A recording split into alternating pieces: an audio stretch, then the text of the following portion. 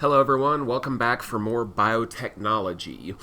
So we have talked about the ELISA assay just a little bit in the past, but as the case is with anything else, as we make our way further and further through the semester, we equip ourselves better and better to discuss things like this in greater detail. So let's go ahead and get after it here. So in the previous video, we talked about all these different types of assays, so here we're going to laser our focus in on a particular one that is very common and often very useful, which is the ELISA, which stands for Enzyme-Linked Immunosorbent Assay. So this is going to be one of our two major assays that we're going to talk about in this chapter that utilize antibodies and the antibodies' ability to bind to particular molecules, usually proteins, with a high degree of strength and, most importantly, specificity.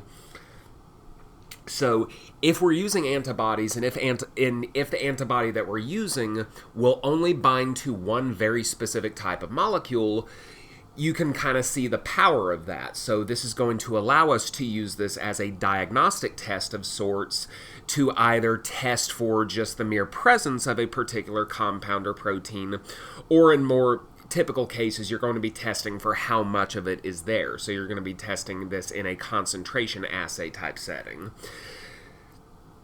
So, as we've talked about in the past, we are using antibodies here. So, just as a reminder, antibodies are very large protein complexes that recognize particular molecules called antigens with a great deal of specificity.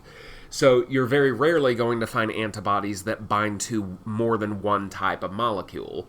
So, if we have a sample of, say, someone's blood, and we want to try to test for the presence of a particular protein in that blood, we just need to use an antibody that has been raised against that particular protein, and we should be able to detect whether or not that protein is present, even though there should be many, many, many different types of proteins in that person's blood. Throughout the very complex mixture of different molecules in the sample, using an antibody and its specificity for its antigen, we can determine whether that molecule is there or not, even though there is a lot of interference coming from other molecules as well. So some antibodies that we'll be using are going to be conjugated to enzymes to allow us to produce color when the antigen is detected. That's why in this particular picture that you're seeing here, these different samples that you're looking at are different shades of yellow. The enzyme that is conjugated to one of the antibodies produces a yellow color when you add a particular substrate. So the degree of color change in many cases of ELISA informs you of the degree to which that molecule is present in terms of being very much or not very much. Okay, and once again, we've talked a little bit in the past about how ELISA works, but it wouldn't hurt for us to go ahead and go over it again. So the purpose of most ELISA assays is to determine the concentration of a particular molecule, usually a protein, in a solution or other mixture of many different compounds. So what we're going to do here is we're going to have a plastic dish that has many different wells in it. So the format can differ depending on what your need is, but most plastic plates either come in 6 wells, 12 wells, 24 wells, or 96 wells. So whichever type of plate that you use, it's just going to depend on how many samples you've got. So at the bottom of each well, we have some type of chemical coating that is going to allow the proteins in our sample to stick down at the bottom of the well. So that's going to be good. So basically, once we're ready to do our assay, we take our samples and we add them to particular wells with the knowledge that the proteins in our sample are going to stick to the bottom of the dish.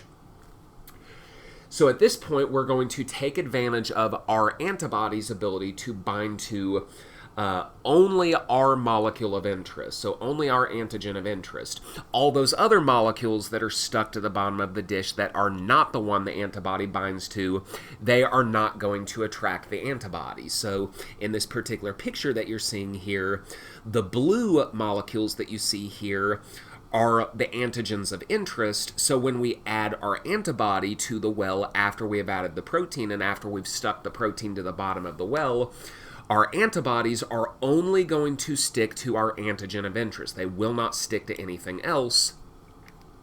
so that once we allow our antibody to bind and once we wash any unbound antibody away, the only antibody that we find in the bottom of the well should be those that are stuck to our antigen. So, like I said, any unbound antibodies will be washed away, and at this point we can test for the presence of our compound by adding a particular chemical substrate for the conjugated enzyme. In this particular case, there is an extra step involved in this picture, in which after we add what is called the primary antibody, we next add a secondary antibody that is conjugated to the enzyme that we mentioned.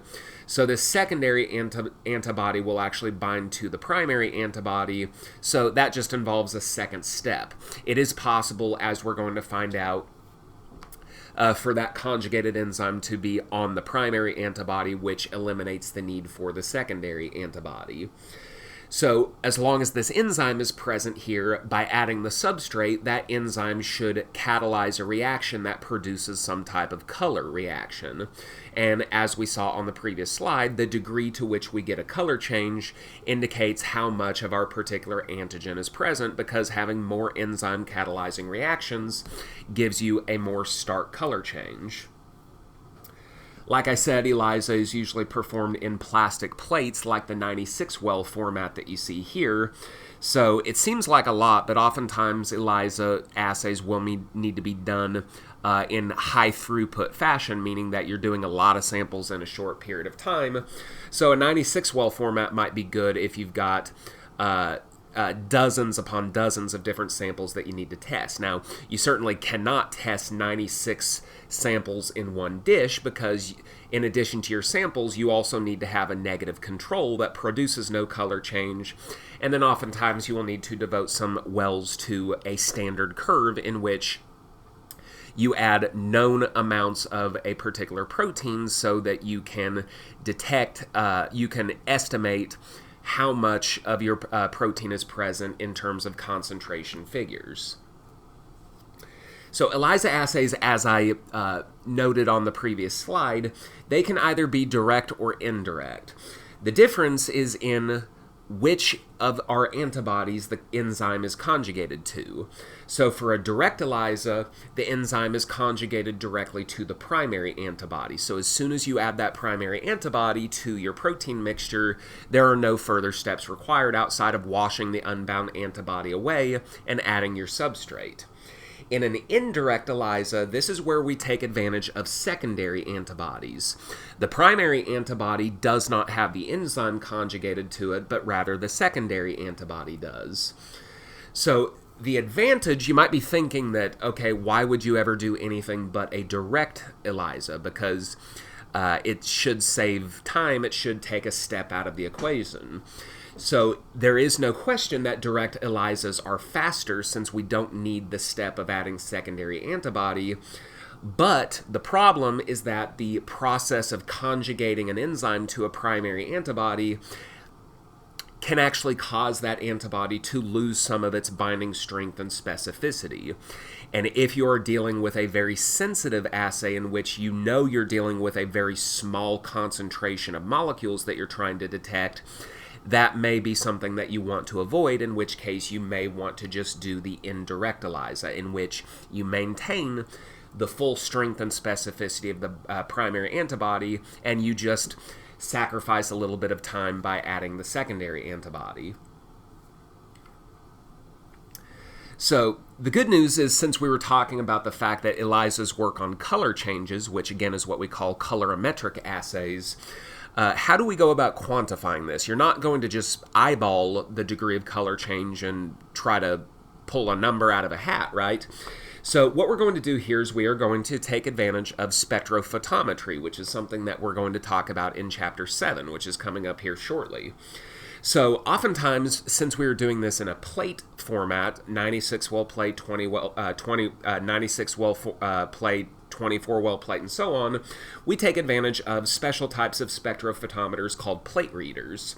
So the one in the picture here, you actually see a little tray that pops out of the machine, in which you can place your 96 well plate, and then it pops back into the machine, kind of like a CD-ROM drive in an old school computer. And the program on the computer will actually determine the absorbance of each well at a particular wavelength of light. So what wavelength of light you end up picking is going to depend on what the substrate is. So we can't really talk a whole lot about how this works just yet because, like I said, we need to talk more about how spectrophotometry works, and we're not going to get into that until Chapter 7. But once we do know a little bit more about spectrophotometry, we will learn how we can actually get actual concentration figures in terms of milligrams per milliliter and things like that. When we get a little bit more context on how spectrophotometry works. So if you are trying to actually put a number to these things, these are called quantitative ELISAs as opposed to qualitative ELISAs, which are all just about determining whether a molecule is present or not, which is often how diagnostic tests work. Right, so a qualitative ELISA, we're not really so concerned with how much antigen is there. Really, we're just looking for either a positive or a negative test result. And like I said, many diagnostic tests, such as those for viral infections like the flu, work in this way. Alright, so that is going to do it for this video on ELISA. So join us next time and we will talk about a fairly similar technique that also utilizes primary and secondary antibodies called the Western blot. So I thank you for your attention and I will see you next time. Bye-bye.